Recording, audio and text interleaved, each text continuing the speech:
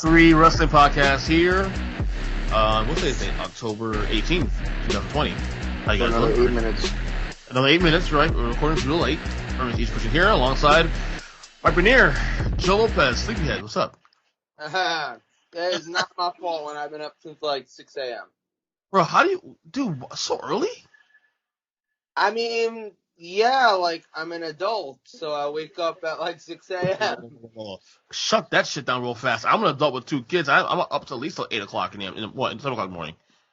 8 o'clock, 7 o'clock. I'm not saying that says things, but that says things. You sound responsible. Anyway, Mike, what's up? The Dodgers are 1 out away from playing the Tampa Bay Rays in the World Series. Fuck me. Seriously. At least the Rays got in, so, you know. Wait, are you top or bottom? What? You just said fuck me. He's asking you a question. Oh, I'm you know, always dominant. Come on now. Anyway. No, wait. That doesn't. He doesn't know. He doesn't know how to answer that question, Joe. No, I'm just okay. But you're gonna get learned. Okay, you get a dominant bottom. It's called being a power bottom. That is not the line right there. Okay, on that Los note. Angeles Dodgers are 2020 National League champions. I feel like we've heard this before. Well, you didn't hear 2020, but you did hear National League champions before. Right. Go Rays.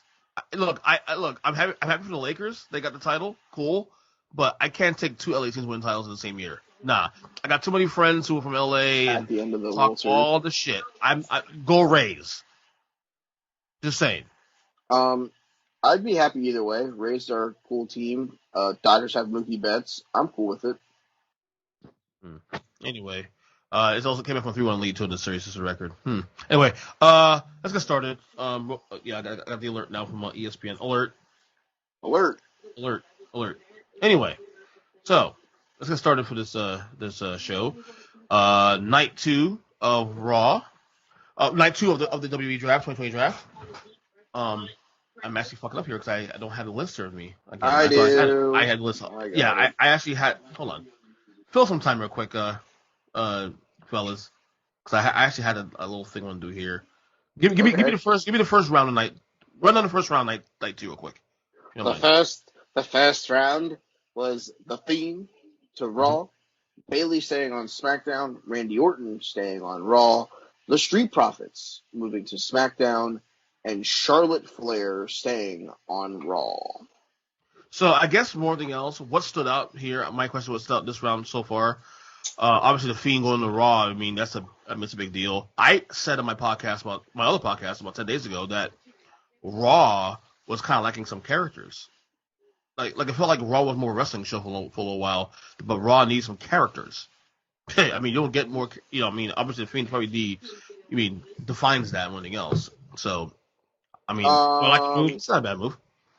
I mean, I would disagree with you that Raw was the wrestling show. I still think SmackDown was the wrestling show. Really?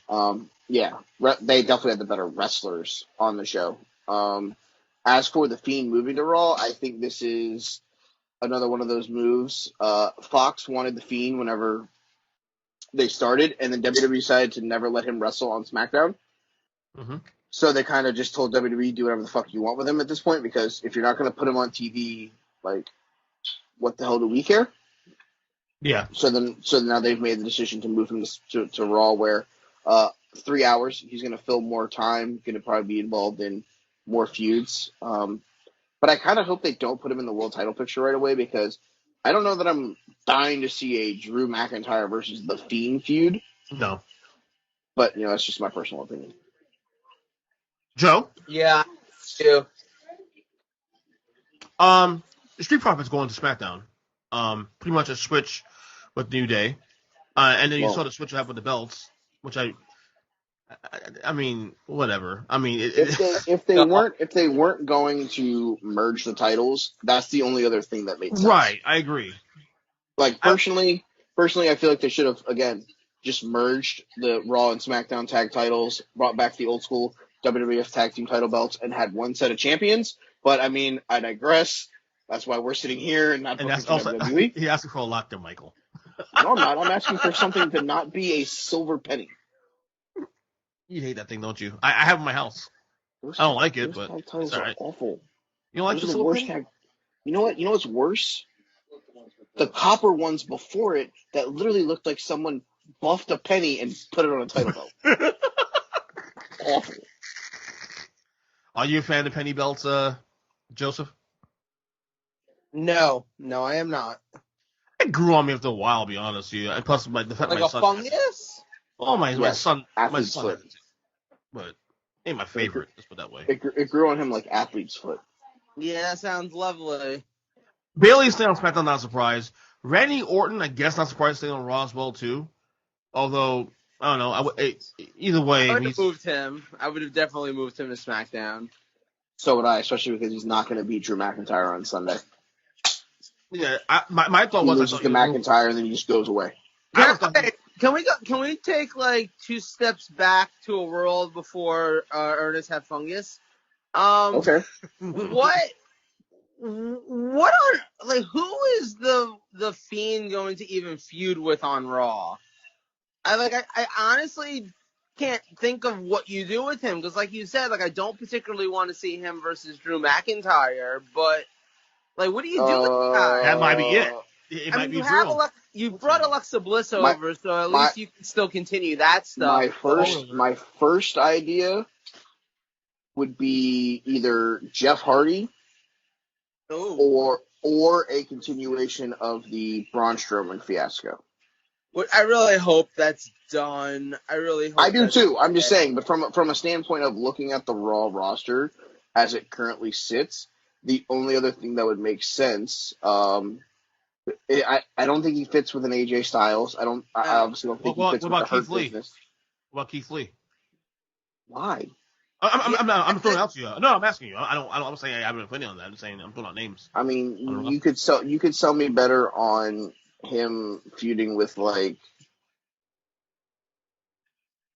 Akira Tozawa and the Ninjas. Let's go really outside the box. Like, what if he just starts showing up like at Hurt Business promos and being like, "Hey guys."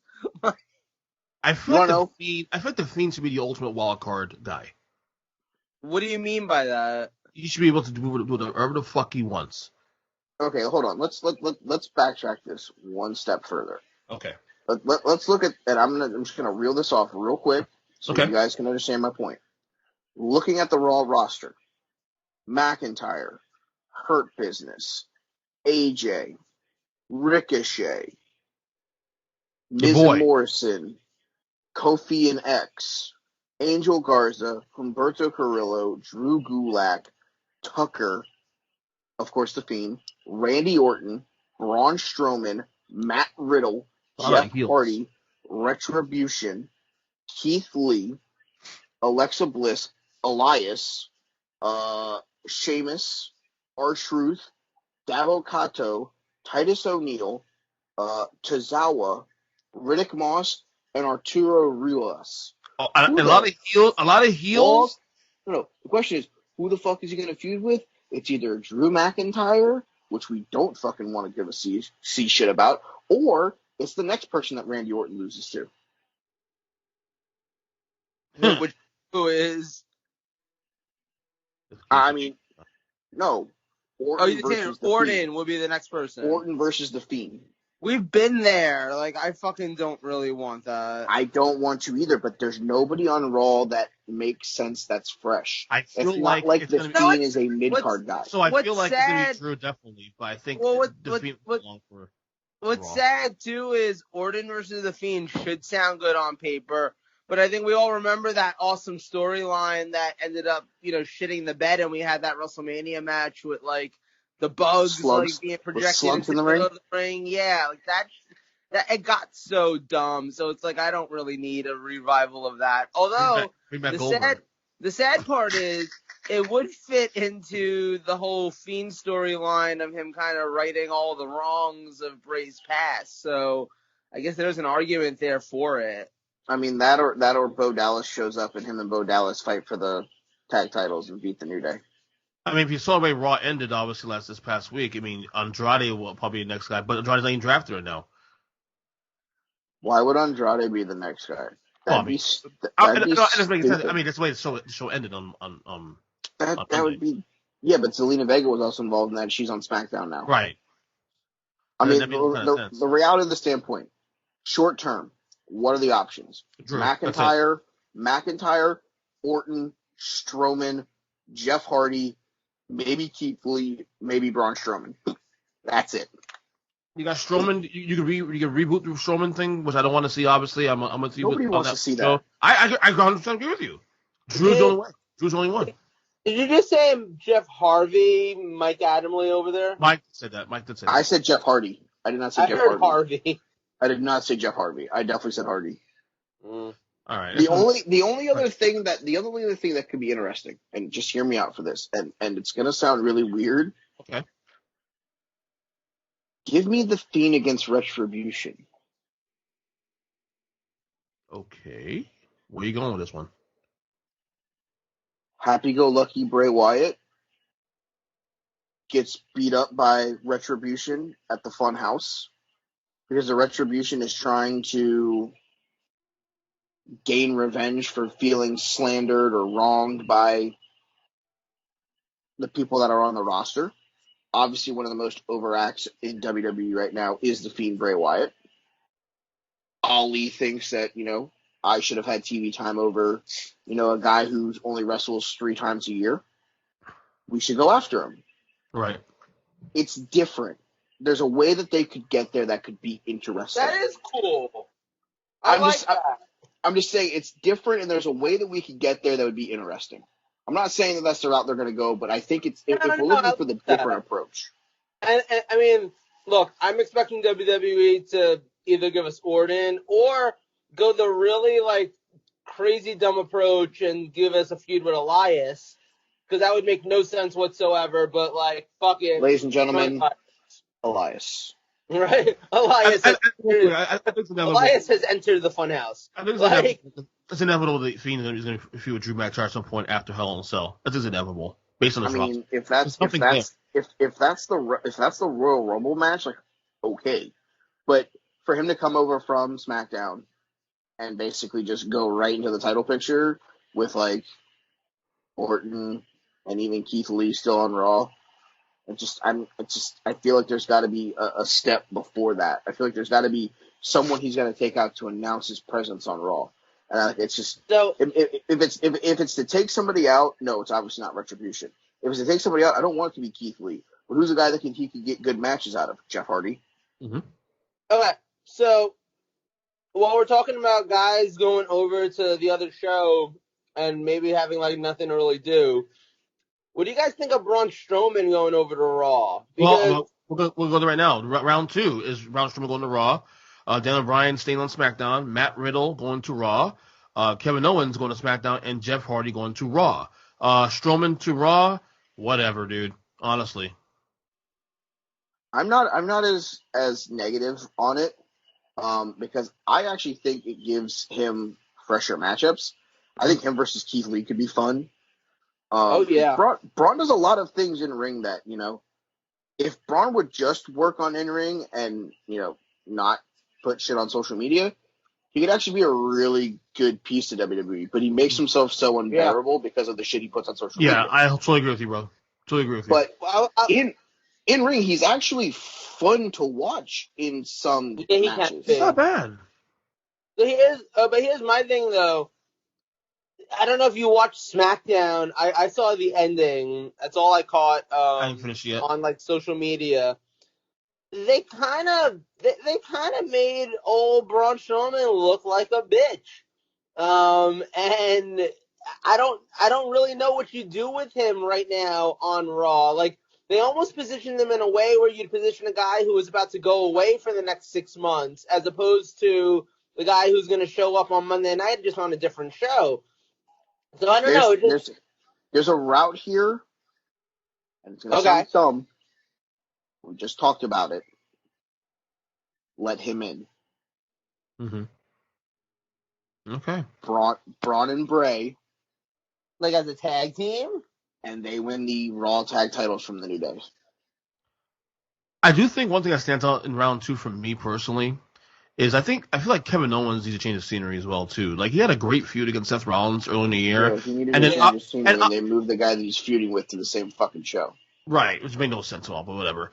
But seriously, like he not, and granted, the virus may obviously play a part in this, but he went pretty much lost in the shuffle for the last like 6 months. No, he had a shit feud with fucking Aleister Black, where Aleister Black got his eye fucking poked out by fucking the Monday Night Mercenary, and now he looked like Snape from fucking whatever fucking video game it was. Why they turn him heel? Yeah. I don't see why they turn him heel for. I mean, there has to be heels on that roster. Of course, the entire roster, really. To be honest with you, I don't know why they turned him heel. I don't get it. Because at the end of the day, you got to turn them eventually, or you get the John Cena fucking effect where everyone wants the heel turn, but then when they never get it, they get fucking pissed off and they don't want to deal with them anymore. But they do it with no crowds though. To understand, it's not. There hasn't been a. I mean, I'm sorry. What are they based on? Based on just a feeling, or based on? Are you supposed to just do the same thing for the last calendar year? Because if so, then you're wasting everybody's time. Was Aleister Black taking a fucking was he ever a heel at NXT? I've said it a whole bunch. I honestly love that they're taking so many risks right now with the storytelling and kind of some of the people they're pushing. Because, I mean, let's be honest here, right? In a non-coronavirus world, in a world where you have live audiences and stuff, are we getting heel Roman Reigns versus Jey Uso as a title feud right now? No. That would never have happened in 1,000,005 years. No. Face Roman Reigns would still probably be the champion from before WrestleMania. Exactly. Jey Uso wouldn't even be being used because his brother's out hurt. Exactly. And instead, we're getting this world where, quite frankly, it's some of the best storytelling, I think, on television. I'm not even limited to wrestling right now.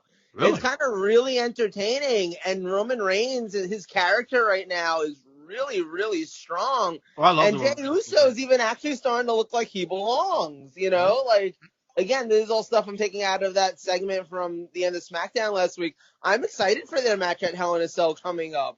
But, you know, I'm just, you know, speaking of some of the people that were moved around, though, Matt Riddle to Raw, I think, is interesting. Yep.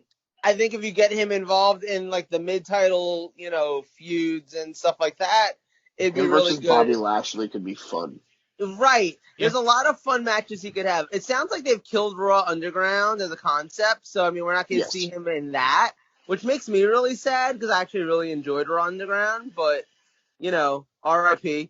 If nothing else, it looks like Braun Strowman got a new look out of it, so I guess we can take a small victory. That was its win. Right. But no, I mean, I think Matt Riddle, as long as he doesn't get lost in the shuffle, could be a lot of fun on Raw. I do worry that he could get lost in the shuffle, though. Oh, easily, yeah. But he's one of the only faces there, too, though, to be honest with you, so who knows? Yeah, well, going into night one of the new Raw, the faces that you see, McIntyre, Riddle, Keith Lee, Jeff Hardy. Yeah. That's it. I mean, what other faces are we selling the farm on? R-Truth? No, I'm joking. Not Ricochet? Rico. Your boy. Rick O'Shea. Everybody's favorite Irish man. Yeah. Let's see. Other big fun things. Retribution stays on Raw. First pick in the third round. Lars Sullivan? SmackDown? So does this mean Retribution is going to now come out and say that they're pissed off that they weren't the first pick, so it gives them something else to complain about? I mean, okay. Okay, look, I get it. I mean, they're supposed to be outsiders, right? Retribution was some outsiders group, and yet they fucking signed the contract with WWE, and now they're drafted. I mean, the storytelling doesn't make any fucking sense with this. No, it's really dumb, honestly. It's fucking annoying. Like, either they're outsiders or not. Exactly. No, I mean, or they were outsiders, and the only way WWE can let the Hurt Business and whomever else that feuds with them actually strike them so they don't have a lawsuit playing in the real world scheme of things would be to put them under contract. So they put them under a WWE contract, meaning that anyone that faces them won't force legal potential problems or whatever you want to fucking word it as. But I mean, they're led by a guy who was under contract before the whole thing started. I do love when wrestling companies, when the storyline is kind of like, I hate you so much, I want to hurt you. Let's have a wrestling match. Hell yeah. By the way, rounding up round 3, Keith Lee stays on Raw, King Corbin stays on SmackDown, and Alexa Bliss joins The Fiend on Raw as well, too. I think that she eventually wins. I think eventually she wins the women's title, by the way. Yeah, I can see that. I can definitely see that. I will say, just judging from the first 2 episodes I've seen so far of last 2 episodes of SmackDown, well, Raw and SmackDown last week, Lars Sullivan getting a lot of TV time. Ugh. I know. I get it. I get it. Is he a heel still? Because he attacked Mr. Morrison? I think he's a heel because in real life he's a piece of fucking shit. Yeah. I think there's some people that are just actual heels. Oh, he boy. fits that one. He's right. I don't know why he's still on my TV. Like I said, nothing really stands out here for me other than, obviously, if we could just kind of get him and Velveteen Dream into a rocket ship and just literally to the moon, that would be nice. Right, let's go to round 4 quick. We got one. Round 4 right now, we got Elias, who's back to Raw. Sami Zayn stays on SmackDown. Lacey Evans goes to Raw. Shinsuke Nakamura and Cesaro stay on SmackDown. And Sheamus goes to Raw. Was Sheamus ever a babyface? Yeah, yes. When he won the world title at WrestleMania Miami. Right. Is there a possibility that he could be another guy, maybe you could turn him in a couple months? No, okay. I'm just looking at guys. I wouldn't. I don't think you should. I'm with you. I don't think you should because he's a much better heel. But, I mean, you could technically make him a good guy. It's not impossible. I mean, look, all they have to do at this point is tell us, hey, he's a good guy now. It's not like they have to worry about whether or not the crowd's going to follow along and cheer for him. Right. Tell you what, I see him and Keith Lee feuding very soon. I can see that. What was that, Mike? I could get behind that. I think the biggest steal of the 4th round, though, has to be Sami Zayn, the Intercontinental Champion, staying on SmackDown. How does a champion go in the 4th round? The same way New Day was in the 5th round. I mean, seriously. But they had just won the titles. They weren't champions going into that round. What did 8? They weren't champions going into that round. I mean, the legacy. I mean, this should be that low, regardless. It shouldn't be that low. Sami Zayn never lost the Intercontinental title. The man decided to make some makeshift title, and the rightful champion got his belt back. Can we just stop the way they do the draft in general? It's stupid.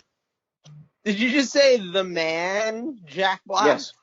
Yes, the man, Jack Black, jacked his title, and he had to win it back unfairly. Sami Zayn for champion. And one of the best matches I've seen all year long. That's for damn sure. It's a great match, so worth it. Speaking of Bray Wyatt, not that we are anymore, I'm watching a Mecha match. Okay, continue. Okay. Oh, Lord.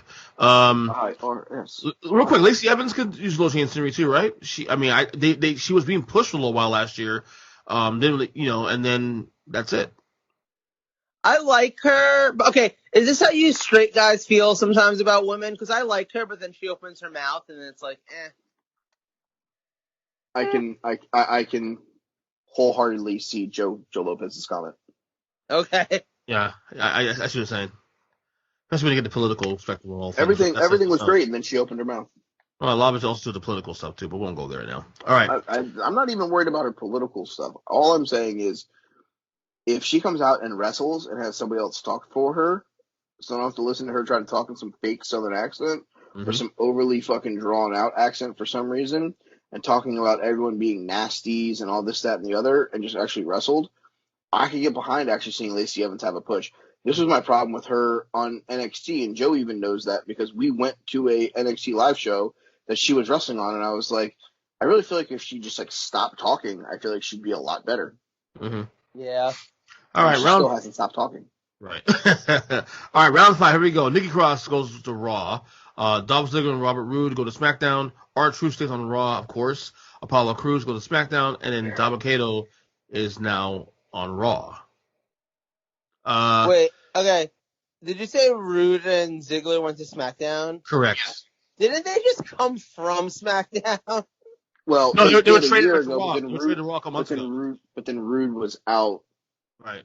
because of COVID, so it feels like it was. Like it literally feels like they were just on SmackDown and then went to Raw for like a cup of coffee. Yeah, they were on Raw. They were traded to Raw. Well, Ziggler got traded to Raw at the end of the Otis Ziggler feud, Right. and then Rude Right. came back as the mystery opponent for McIntyre like a month ago, and then now Rude basically is been traded to SmackDown, or drafted by SmackDown. Ziggler just kind of went back after the cup of coffee was over. Right. One standout for me, real quick, is I get a feeling we'll see Nikki Cross and Alexa Bliss feud at some point. Now they're in the same brand again. I mean, I think it's going to be Nikki trying to get Alexa out of this funk or spell or whatever it is, but whatever. I think the biggest pick here, Apollo Crews going to SmackDown. Hopefully he gets pushed because he's actually really good in ring. Yes, he is. I like him. And then that Dabo Kato guy. What the hell is that? That's the guy that lost to Braun Strowman in Raw Underground that was beating everybody's ass. Oh. I'm kind of intrigued to see what they do with him now that Raw Underground is, I guess, canceled. It is canceled, yes, correct. Cancel culture. And finally, round 6 to round it out. Titus O'Neil stays on Raw. Carmella stays on SmackDown. He's still on the roster? Right? Sorry.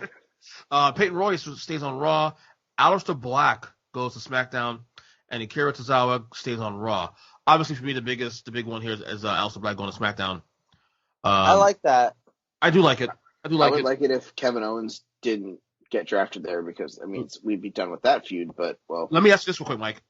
Aside from Kevin Owens, where can you see Aleister Black feuding? Who can you see him feuding with somebody on that roster? On the SmackDown roster? Yes.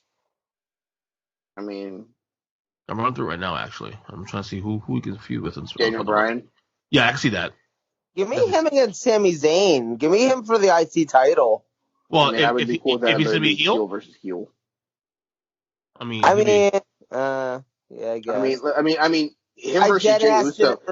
Him versus Jey Uso. Well, I can see that Jey Uso one going too. Definitely can see that one going too. Yeah.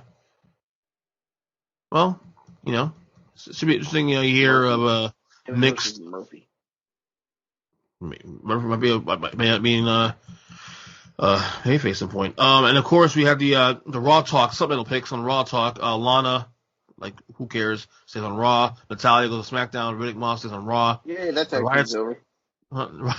Riot Squad goes to SmackDown, and then Arturo Ruas goes to Raw from NXT. He was also in Raw Underground, so yeah. So that's it. I mean, other than that, nothing else stands out. We'll see what happens. I mean, obviously, Tamina and Zelina Vega signed with SmackDown.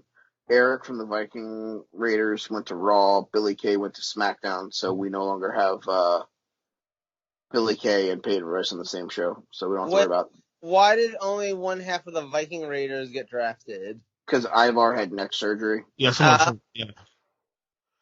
Before we go, make it make sense for me, guys. Okay. Heavy machinery splitting up. For what reason? Why? Because Vince wants to see if Otis can do it. He's the Money in the Bank guy. I think this was legitimately the fact that if he's gonna do this and potentially be a guy that's gonna be a main act, he's got to drop the guy who's not gonna be the guy they push. Right. I mean, if you look at it, they've done it before with other tag team acts. It's just like, we want this guy to be the star, so we're gonna break this tag team up for no apparent reason. Here you go, breaking news: the Iconics. I think they're gonna push Peyton Royce, and Billy Kay's gonna push to the wayside.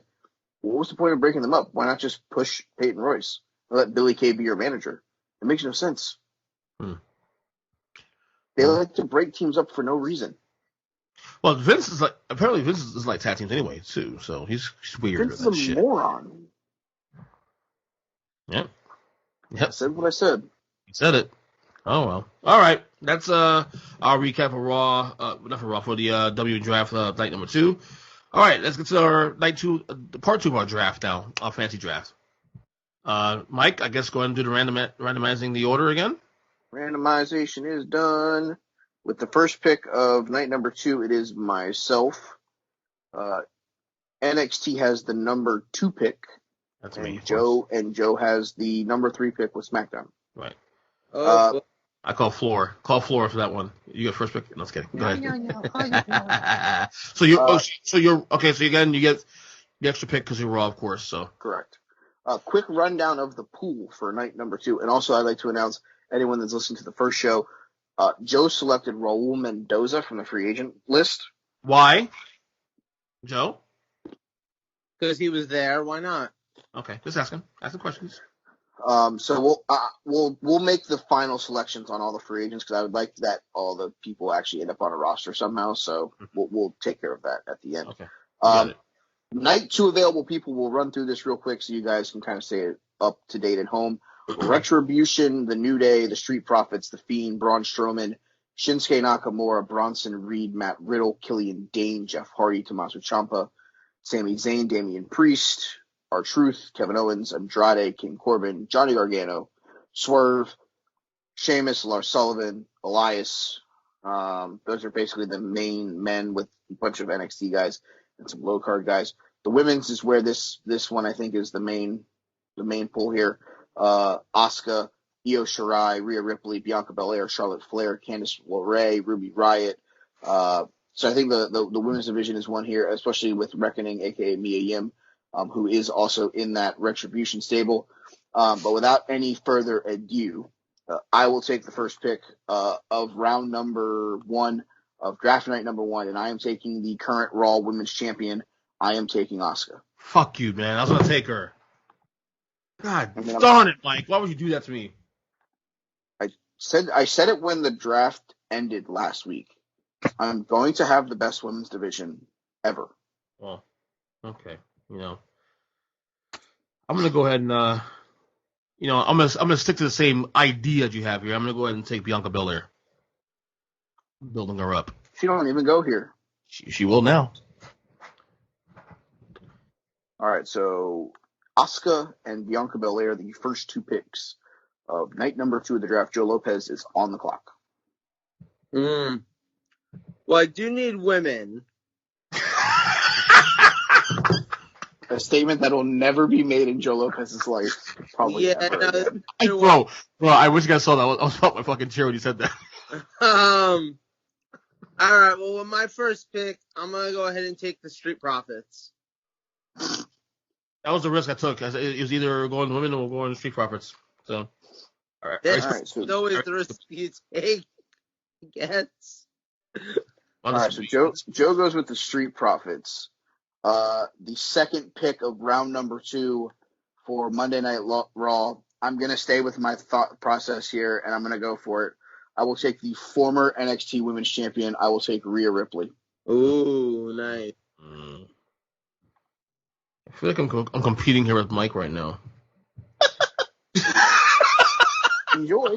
I'm in a rabbit hole. I can't get out of it now. All right, I'm going to go ahead and take the legend Charlotte Flair. Glad you took her, because I was going to take her next if you did, and I was just going to go all women to fucking start, just to fuck you guys. Well, we're in the rabbit hole now, buddy. Oh, I'm not in the rabbit hole. I fucking nuked the entire Night 1 roster. I'm pretty set with the women's division. By the way, you have all this stuff written down, right? All the teams. Yeah. Cool. I'm just telling you. I have Asuka and Rhea Ripley added to Toni Storm, Bayley, Nia Jax, Shayna Baszler, Alexa Bliss, Dakota Kai. Okay, Joseph. Oh, is it my pick? Oh, it definitely is your it's turn. your pick. It definitely is your pick. Well, I still need women. I know where he's going here. I'm going to go ahead and take the New Day. Okay. Wow, you're taking all the black tag teams, huh? I mean, you can have a women's division, or you can have BT. I don't know. I mean, I honestly didn't think that he was going to get to me at number 3 of round number 1. Mm-hmm. And, I mean, let's just go for it. Let him in. Yeah, might as well. All right. All right. Round one recap. Asuka, Ripley, Fiend to Monday Night Raw. SmackDown takes the Street Profits and the New Day. And then NXT takes Bianca Belair and Charlotte Flair. I get the first pick of round number 2. Okay.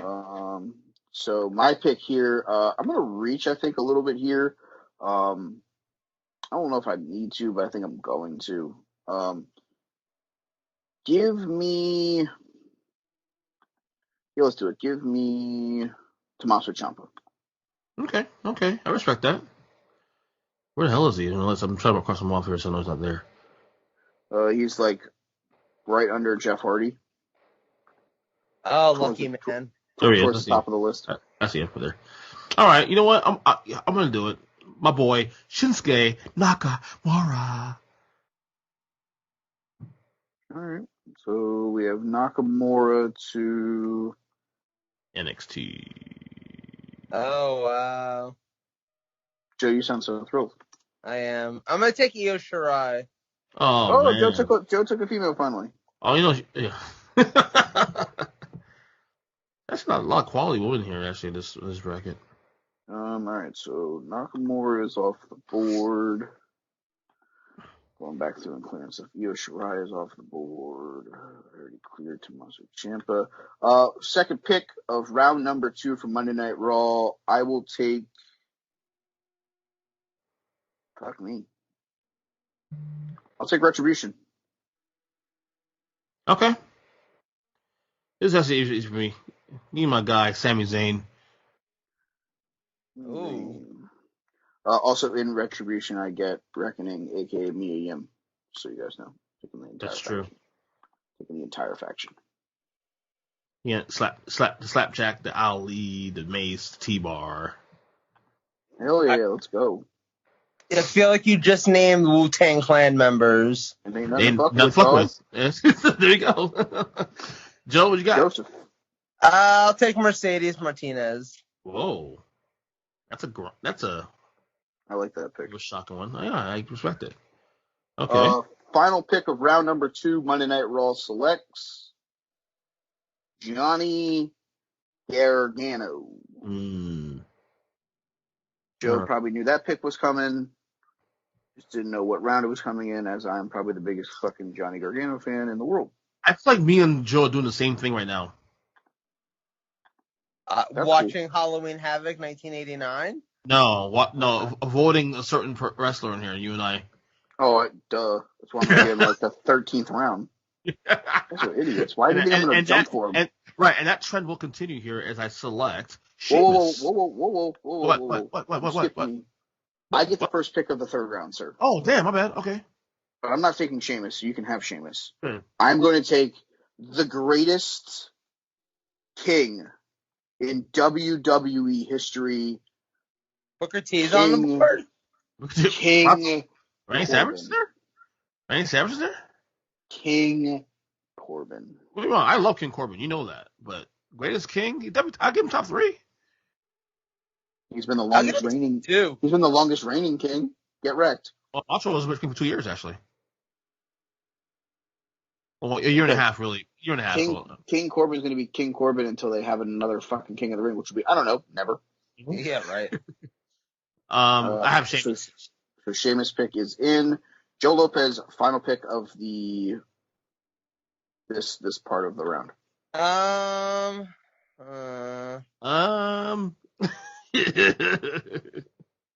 Yeah, all right. You're going to do it, aren't you? I'm going to go ahead and do it. I feel bad about it. I'm going to take Candice LeRae. You're breaking up the wrestlings. What are you doing? That's not my fault. That's true. Because I could have taken her, but I wasn't going to. Okay, first pick of the 2nd level here. I'm going to take Matt Riddle.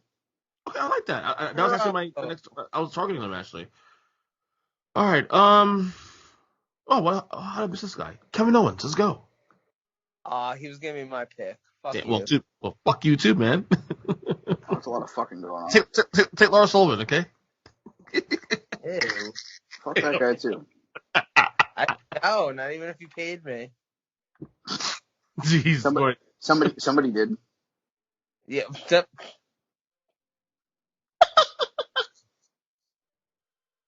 I win.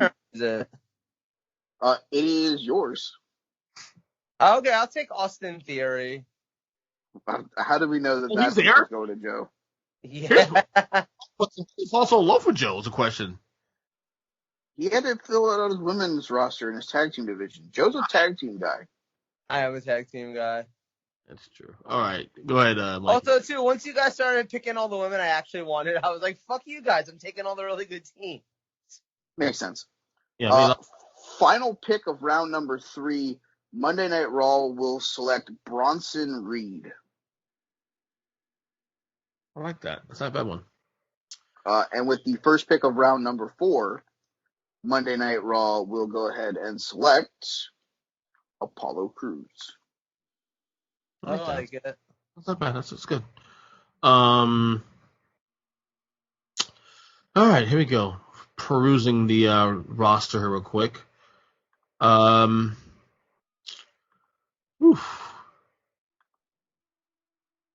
Any day now, girl. I'm thinking. It's not that difficult. You don't actually have to book them. I mean, honestly, if you don't make a pick in 2 seconds, you're getting Lars Sullivan. No, fuck. Andrade. Okay, Andrade is off of the board. Joseph? You know what? I'm going to go ahead and take... Ooh. Lars Sullivan. No, you know what? Who's really impressed me a lot in NXT recently? I'm going to go ahead and take Damian Priest. Motherfucker. I was actually about to take him too next round. He fell. He wasn't. I'm starting to actually, get into him now. He wasn't. I forgot he was on the list. I would have taken him over to Apollo Crews. I literally went and hit Apollo Crews' name, and I go, fuck, he's there? God damn it. You know, if you want to help make a family happy, you can have him for Gargano. But we'll have a conversation post-draft. We'll see if we can make a trade. Okay. Is it right. Mike's turn? It's on me, and I will select the other half of the Riot Squad. I'll take Ruby Riot. Okay. It is on Earnest. Okay. I feel like I got to go a girl here, so take Lana. Give me Zelina Vega, only because I could pair her back up with Andrade. So give me Zelina Vega. I like that. Yeah. Zelina Vega. Does that mean it's my pick? It does. Is Jeff Hardy on the board? Yes, he is. He is still available. Then he coming over to SmackDown. What's his nickname going to be? Yeah. Cool. What's his nickname going to be? The Friday Night Pharmaceutical. I don't know. Wow. He went there. Holy shit. He did go there, man. All right, Mikey. Final pick of round number 4. I will take the current 24/7 7-Eleven I-95 24/7 champion. I will take R-Truth. All right. And with the first pick of the 5th round, again, because you're trying to skip me, mother. Don't do it. Don't do it. I'm probably not going to do it, but, just because you're telling me not to do it means I kind of want to do it. I don't think this is who you're going to take, but I'm going to take Elias. He was actually one of my 2 options. I'm going to take Swerve, actually, Swerve Scott. Nice. Isaiah Swerve Scott. If you take a Swerve, I'm taking Elias. So. Yeah, because Swerve was the only other guy that I was thinking about. Is Nikki Cross still on the board? Yes, she is. Well, then she's coming over to SmackDown. The Friday Night Psychopath. There we go. Second pick of this round for Monday Night Raw, I will select. I drafted his brother. Why not take a chance on him? I'm going to make all of you believe. Bo Dallas. Ooh.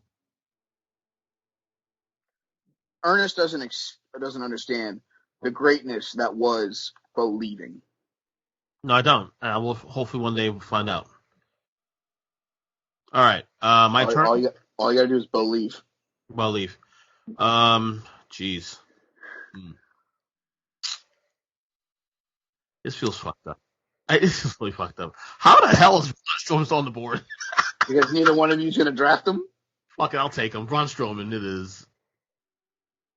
Fuck it. I mean, I was literally going to wait and see how long I could go before I got him. Yeah, you probably got another round or 2 out of it, to be honest with you.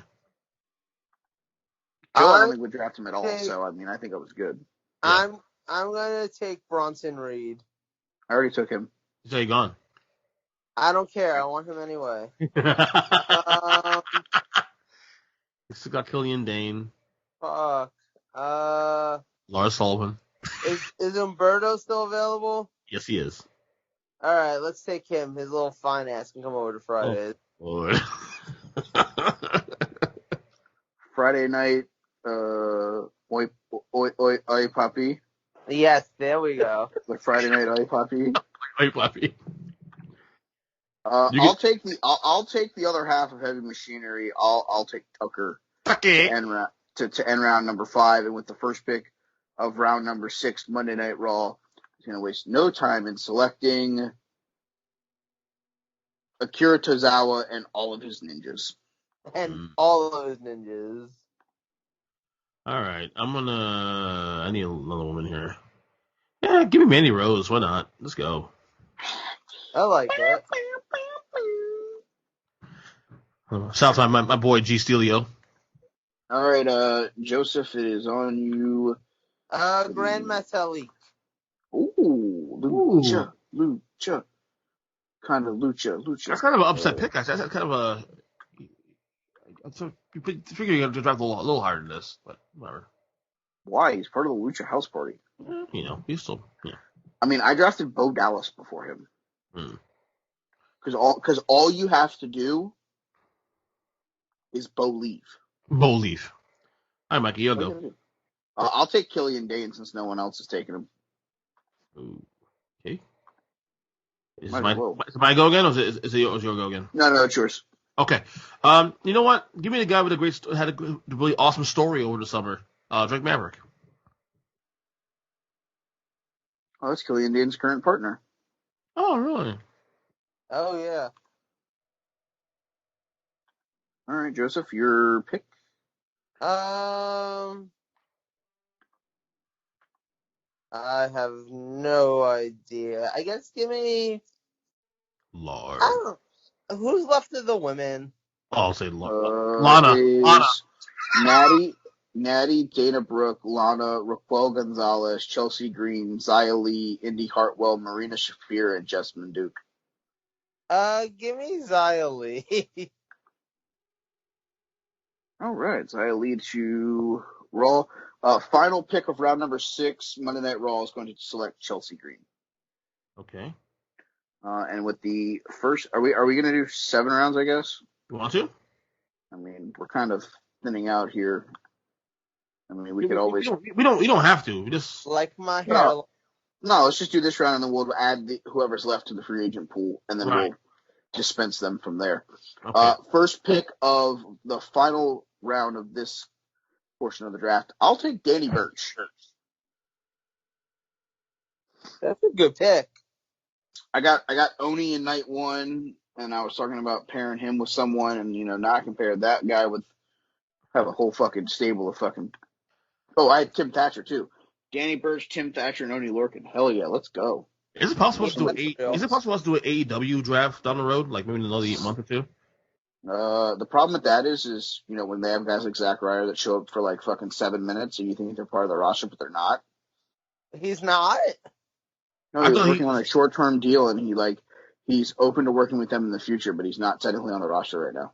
Oh shit! We can make our own ground rules and say anybody that's even working distance with AEW is counted as AEW for the time being until then. But what are you drafting? We're turning a slim roster into 3 slimmer rosters. Yeah, hell yeah, let's go. Let's do that. Do like a quick All right, Ernest, make your pick.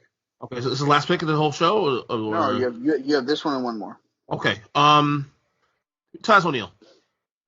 The big deal, Titus O'Neil. The guy that I didn't even know was still on the roster. Yeah. Oh, it's better than my dog. Who the fuck is Boa? I have no idea. He's the Asian guy that showed up on NXT either last night or the week before, last week or the week before that, with Xia Li. Oh. I guess I'll take him. I have Xia Li. Hell yeah. Good pick, Joe. I mean, I'm going to take this guy because I'm just going to pick his partner who wasn't drafted in night one. I'll take Chase Parker, and that gives me Matt Mattel, Everrise, that is 3.0. 3.0. Okay. Because I actually like 3.0. This is my last pick, right? The whole shit. I'm ready to feel the flow. Hell yeah. All right, your final pick. Okay, my final pick of the 2020 Fantasy Draft. I'm going to take, you know what? Fuck, I'll take Natalia. Nettie. And a crazy cats. All right, so Joe, your final pick, and then I make my last pick, and then I'll run through the draft results. I don't know. Give me Marina Schaefer. Okay. Oh, taking Mrs. Roderick Strong. All right, so Joe takes Marina Shafira, and with the final pick. I feel like I said her name like she was an NBC anchor. I love the fact that you guys are talking about Braun Strowman not drafting. The fact that Lars Sullivan is going to be a free agent in this makes it even fucking better. The final pick for Monday Night Raw, I will select Arturo Ruas. All right. So the final rosters of the night number 2 draft, Raw has Oscar Rhea Ripley, The Fiend, Tommaso Ciampa, Retribution, Johnny Gargano, King Corbin, Matt Riddle, Bronson Reed, Apollo Crews, Ruby Riott, R-Truth, Elias, Bo Dallas, Tucker, Akira Tozawa, Killian Dane, Chelsea Green, Danny Burch, Everrise, and Arturo Ruas. For SmackDown, it is the Street Profits, The New Day, Io Shirai, Mercedes Martinez, Candice LeRae, Austin Theory, Damian Priest, Jeff Hardy, Nikki Cross, Humberto Carrillo, Grand Metalik, Xia Li, Boa, and Marina Shafira. And for NXT, it is Bianca Belair, Charlotte Flair, Shinsuke Nakamura, Sami Zayn, Sheamus, Kevin Owens, Andrade and Zelina Vega, Swerve Scott, Braun Strowman, Mandy Rose, Drake Maverick, Titus O'Neil, and Natalia.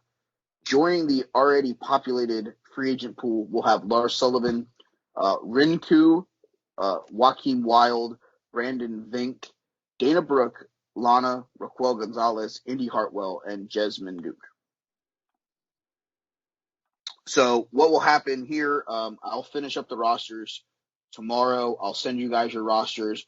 We'll figure out what we're going to do with the remaining free agents because they have to end up on somebody's roster somehow. And then we'll go from there. Alrighty. And that's the draft. All right. This is our final topic of the night. Joe, pick up this end of the show. So this is an easy one, I feel. We haven't talked about AEW in a hot minute, I feel like, on this show either. But it's except for last week when we talked about Jericho. Yeah, we did Jericho. But that's more Jericho totality. So no, we transitioned into AEW talk. A little bit, yeah. But no, today's a really easy one. It's been a year since Dynamite's been around. It feels like a really good time. It feels like, can I just be honest with you? It doesn't feel like it's only been a year, but it also feels like that year went by really quickly. But yeah, it feels like a really perfect time to maybe kind of sit and kind of assess. Like, I guess in a way it's working out that we're almost assessing like the first year of AEW as a whole. But really, I just kind of want to look at the first year of Dynamite as a show and kind of see, like, you know, what you guys think are maybe like the highlights of that year. Well, who do you think maybe some of the winners are for the last year of Dynamite? And maybe who some of the losers are? Who do you think is kind of gone at this point? Who do you think is kind of shit the bed or whatever? Well, obviously winners for me. I mean, Orange Cassidy's got to be the biggest winner of all, really. Think about it. I mean, obviously, you know, like guys like Moxley's a main man already. I mean, clearly he can be the number one guy in the company. But Orange Cassidy's the one guy that's really broken free in terms of like being a star, a guy that somebody like me who loves wrestling but didn't know who he was until literally, you know, in October 2019. You know, but beyond Dynamite. So him, you know, of course, obviously the tag team division is amazing. I mean, we can say what it is. It's the best tag team division right now, probably in all of wrestling. I mean, you guys say maybe what Impact comes close, maybe to them, but they're the best tag team division in all of wrestling. Winners, I mean, Jericho's first 6 months was really, really good. Obviously, Moxley's been great. MJF, I love, and there's a lot of positive at Dynamite, but there's been some weird too. The Dark Order took a while to get used to. It took Brody Lee getting there to really kind of sort of at least making it more manageable to watch. And then there's some bad, some of the bad I didn't like, obviously Nightmare Collective and, some of those other gimmicks. But one thing also about AEW, I will say that they do well, that WWE does not do well as much, is the fact that they don't fool their audience. If something doesn't work, they pull it. You know what I'm saying? They pull it. And that's the bottom line. Sometimes the point doesn't make any sense, but they pull it. You know what I mean? So, all in all, I on my podcast on Thursday, I discussed the Dynamite, the anniversary too. I gave him a B+ for the entire year, which is shocking. People say it was kind of shocking because I'm a big mark for AEW, and people thought I'd give him an A. But no, again, there's some things I didn't like, here and there, but overall the show's been a success. I mean, the fact that 1 year in, they got an extension of the contract with TNT. They're gonna have a second show coming at some point, so they're doing very well, and I'm proud. And and to be honest, AEW was the reason I got back to wrestling again in the first place, to watching their current product. So, been a good year. So, if you had to pick off the top of your head, like, favorite match from Dynamite in the last year, anything come to mind? Dynamite? Yeah. Dynamite. Well, I mean, couldn't have been on pay-per-view. We're going only on Dynamite. Okay, I mean, the only one that comes to mind right now that I did enjoy was Scorpio Sky against Cody. That was actually pretty good. I have my answer for that question. I have an answer for it too. Yeah, the only one that comes to mind really that stands out right now off the top of my head. I know if I really look back some of the old shows, I'll probably have something else. But the one that stands out to me is the Scorpio Sky against Cody match from like 2-3 months back. So Nice. do you want my answer, or do you want me Go to? My answer for that question is the Inner Circle, aka Santana and Ortiz versus the Best Friends in the parking lot street fight. Ooh, right. I still haven't seen that. That match was fantastic. Yeah, I loved fantastic. every fucking minute of it. So that would probably be my favorite match of Dynamite, with an honorable mention being the dog collar match between Brody and Cody from last week. Oh, actually, another one too stands out also. Now I'm remembering now because of course COVID. Wasn't the Kenny Omega Pac Iron Man match? That's what I was gonna say. The 2 out of 3 falls match, that was the a Iron great Man match. match, whatever it was. Yeah. That's what I was gonna say. That was a pay-per-view quality match, honestly. Absolutely, without question. Yeah, but now we've heard Ernest's conversation about the good and the bad. Let's let the guy here go and let me figure it out here. Party pooper Vernier here. Let's go. Hold on. Party pooper or a guy who's watched 15 to 20 years of wrestling consecutively and isn't going to sit here and wear my rose-colored glasses because it's what got me back into the business. It's what makes winners, podcasts work, though. Seriously, winners. Winners. Yeah. The guy who makes the headlines for Adam Page when he walks out of the stage. Winner. Yes. That guy is a winner. Yes. That's amazing. Like that. Winner number 2, obviously Orange Cassidy. Winner number 3. Surprise here, but he's a winner. And that's Brody Lee. Yeah, I agree with that. 100%. And the 4th person that I'd put on that winning list is Scorpio Sky, because he went from the 3rd act when it started of SCU, where it was supposed to be Kazarian and Daniels with him kind of tagging along, to being the best person on the out of the 3 of them, and being the guy who rightfully should be getting TV time that he's getting right now. Yeah. So winners, I would say, are them. Losers, or people that I think could have done more. Christopher Daniels and Frankie Kazarian. Mm-hmm. Yeah. Their matches in ring have been mediocre since they came over. Mm-hmm. They really could have been the guys that would have been the veterans in the tag team division that could have been getting teams like the Best Friends and even the Dark Order and Butcher and Blade and stuff like that over. But they're not doing that. Another loss. Death Triangle. Yeah. Pac, Penta, and Phoenix. Not a fan, huh? It's not that I wasn't a fan. I get the fucking pandemic comes in. But at the end of the day, if you're going to sign these guys to full contracts, they've got to make the decision to be over here Like, this is their job. Yeah. I get shit happens, but, like, if Pac's excuse was, well, my family's in fucking England, bring him over because you know that you had, like, 2 days to get him over here. You don't think Tony Khan wouldn't have sent a jet and rather have had Pac for the last 6 months than just, well, he's still semi-part of our roster if he ever decides to come back on a plane He's from been England. forgotten, too, man. He's been kind of forgotten a little bit now in the shuffle. He should be forgotten. Let's be real. He hasn't been there. Right. This was April, at least? April, right? At least it's April. Yeah, probably. Loser number 3, and I think this one may surprise people, and again, we talked about it a little bit last week. Inner Circle. Okay. Honestly, I'm with you on that one. I remember I told you I was high on that? Yeah. Jericho should have been the guy that was helping Hager and Sammy and Santana and Ortiz get over on the mainstream roster. And I'm going to say this. This is going to be funny. Hager, Jack Swagger, Sammy Guevara was over before the past came to the light. Santana and Ortiz, the only thing they've been doing that's been useful was the feud with the Best Friends. They aren't more over than a guy who showed up 5 weeks ago in Eddie Kingston. Yeah. If there's wrestlers that are being misused in that roster, it's those two, Santana and Ortiz. They should be at me and Joe have said that weeks ago. Yeah. I also think that they flat out missed on their women's division. And I don't care what you want to tell me. Oh, Rio. Oh, all the Japanese wrestlers that they had. All this, that, and the other. Look at their women's division. It got better with bringing in Ivelisse and Diamante. Mm-hmm. Fine. But it's Sheeta, and then it's a drop down to like Big Swole and Britt Baker and the two I just mentioned. But then really, we're talking about Serena Deeb, someone who was part of the straight edge society in like 1904 with CM Punk. Yeah. I think the problem here is they're getting bodies, but are the bodies what we want? At the end of the day, they should be the ones that should have Mercedes Martinez. They're the ones that should have some other females that WWE has recently scooped up. I mean, they couldn't assign Jordan Grace before she went to Impact. That's a lie. They couldn't assign Kimberly before she went to Impact. That's a lie. They couldn't assign Deonna Purrazzo before she went to Impact. That's a lie.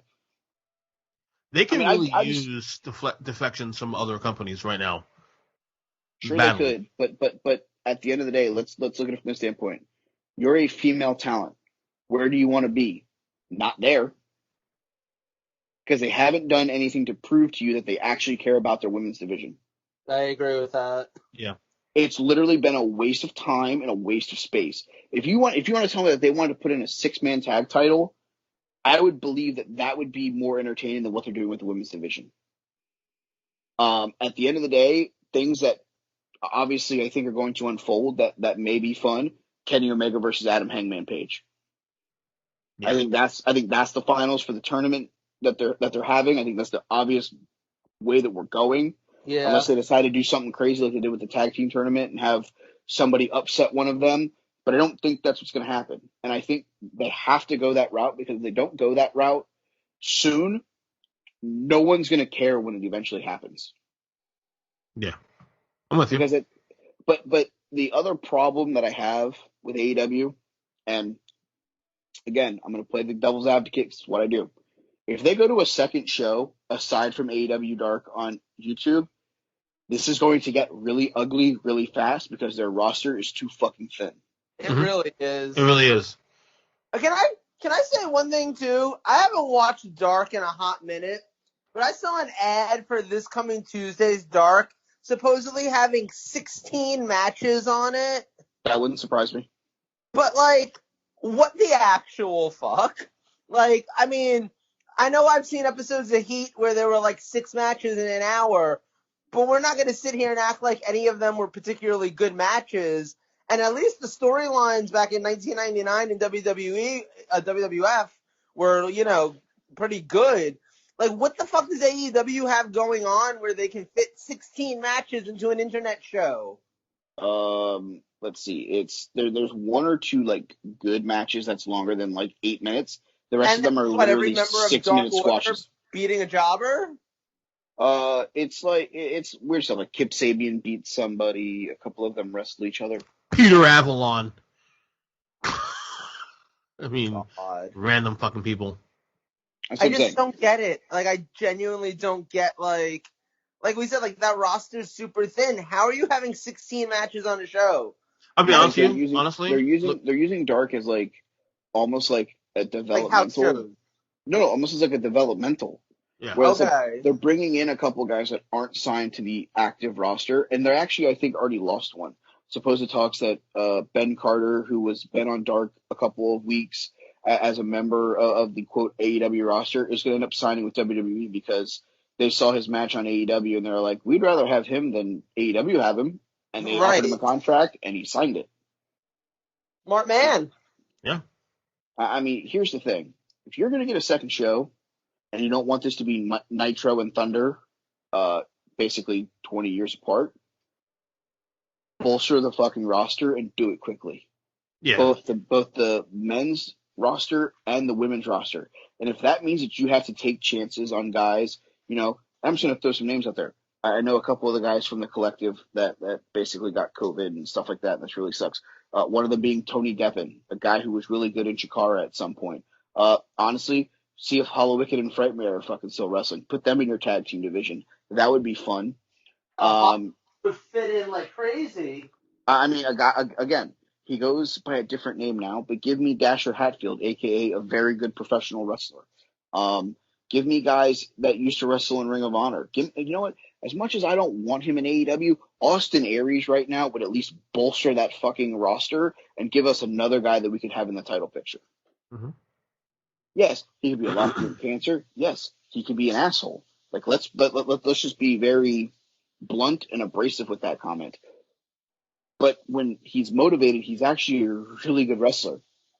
And that means, what grade would you give the show though overall for the year? I'll give it a B. Okay. I mean, yes, there are more pros than cons, but there's only one con. You caught that, right? You caught that? Yes. There's only one con. His name is Tony. Tony, buddy. Here's the thing that will save AEW if it works, and I'm gonna be very open with it, and you guys can take this if you want. What's that? That too. Well, Big Swole will save AEW. Joking, of course. Go ahead. New Japan Pro Wrestling. You want an A+? Bring Kota Ibushi over for 6 weeks and let him and Kenny Omega be the Golden Lovers and wrestle the best tag teams in AEW and get great matches from all of them. Give me fucking Kenta, the 19th best wrestler on their roster. He'll go on AEW tomorrow and probably be in the top 5. Yeah, for real. Yep. All right, Joe, you want to add anything else before we go? Well, what I'll say is, number one, I think that you guys are undervaluing a little bit the success story that is Sammy Guevara. I think that he's someone who really kind of went from being someone you kind of knew. I mean, certainly I knew him from Evolve and stuff like that. But he became a star. He's becoming a star. Guys like him, guys like Darby. I feel like they're some of the guys that have been some of the biggest standouts on Dynamite. They're the guys who got over really big when there were live audiences. And, and then in the world where there were no live audiences, they're guys who are still kind of inventive and kind of, able to go out there and do their own thing. I think Best Friends also have kind of done that. They haven't gotten the push that I think they deserve, but I think that they certainly have been out there and having their moment as well. I think one of the biggest standouts to me is a year ago, I was super excited about AEW and about Dynamite and kind of, planning to watch every week and never miss an episode and stuff like that. And at this point, I've missed so many episodes. Like, the excitement level that existed when they first were getting off the ground really waned for me very quickly over the last year, to the point where, like, it hardly feels like it's only been a year. I feel like this show's been around forever, and I just haven't been watching it. And I want to. Like, sometimes I want to. Like, I want to watch this past week's show. I heard some But really could it good be things. also the amount of wrestling we watch a week? I mean, we're watching 4 shows, not more, plus pay-per-views on a random week and all that. I mean, because I'll be honest with you, like, there are times where sometimes watching any of these promotions is like a chore. Yes, I agree, but, like, here's the thing, right? Like, right now, while we were recording this show, I decided I was going to throw on some wrestling. I didn't put on this past week's Dynamite. I put on Halloween Havoc 1989. Like, you know, like, there was no part of me that was like, ooh, that's the thing I'm going to go for. That's, like, the can't miss thing.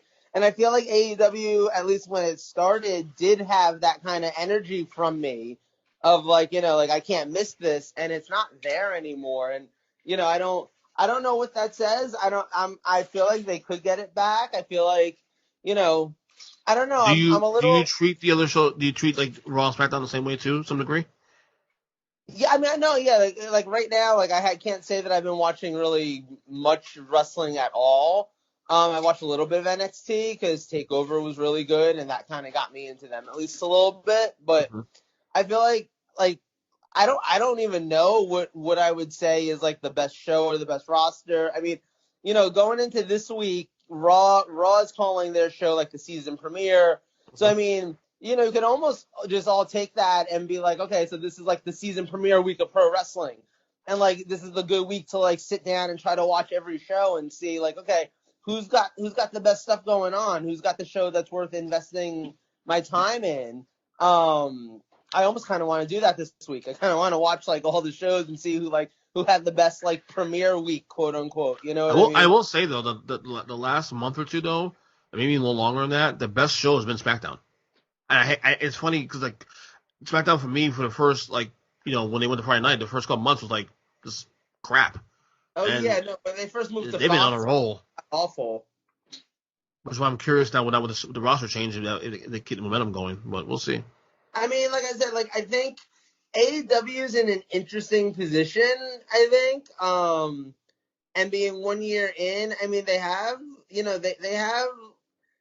I think we've said it before. I think Mike even hit on it before. Their roster is really thin. What's interesting is they have a large roster, but the quality level really jumps. You know, there's no like midway level of people. There's either guys who are really, really good or guys who are clearly still learning. And that's why you have 16 matches on Dark, which really bothers me. I don't know if you've noticed. Yeah, I noticed too. I don't watch Dark, so. I mean, like, I want to, but I don't want to watch 16 matches. I don't want to watch, like, all these different guys have these, like, 4-minute matches that clearly don't matter, even remotely. You know, if you're going to do 16 fucking matches on a show, like, give me a tournament. Damn. Right. Yeah, All right. All right, MVPs, we go. Go head to bed. I want to go first. Joe, want to go first? Never. MVPs. I gotta think of one actually now. Fuck it, Randy Orton. Still a badass. What can I say? You know what? My MVP, because it's the one thing that I did see from wrestling this past week, and it hooked me in on the video. It did make me kind of want to go watch SmackDown. The ending segment on that show was great, and I think Roman Reigns deserves a lot of credit here because honestly, the character he's playing is fucking awesome. But he's not my MVP. My MVP is Jey Uso because honestly, how often is he going to be the top guy? Let's go, Uso. Go Uso. My MVP, I have 2 of them because I'm gonna just be the co-MVP guy this week. First up, the winner of the 2020 New Japan G1 Climax for the second consecutive year is Kota Ibushi. He is my first MVP selection. Mm-hmm. My second MVP selection is a guy who broke away from his faction on the second to last night of this show. It is Will Ospreay. I like that it's going to be him versus Okada at Power Struggle. Excellent. I hope they actually continue him as like a heavyweight, you know? Yes, supposedly the name of his faction, him and the other guy, and Bia as their manager, is the Empire. Ooh, I like that. I dig it. All right, gentlemen. Another night of wrestling talk. Enjoyed it, as always. Joe, Mike, we'll see you next week, yes, all right? Hell yeah. Wide awake. All right. All right. Good night. Bye. Bye. Okay, bye.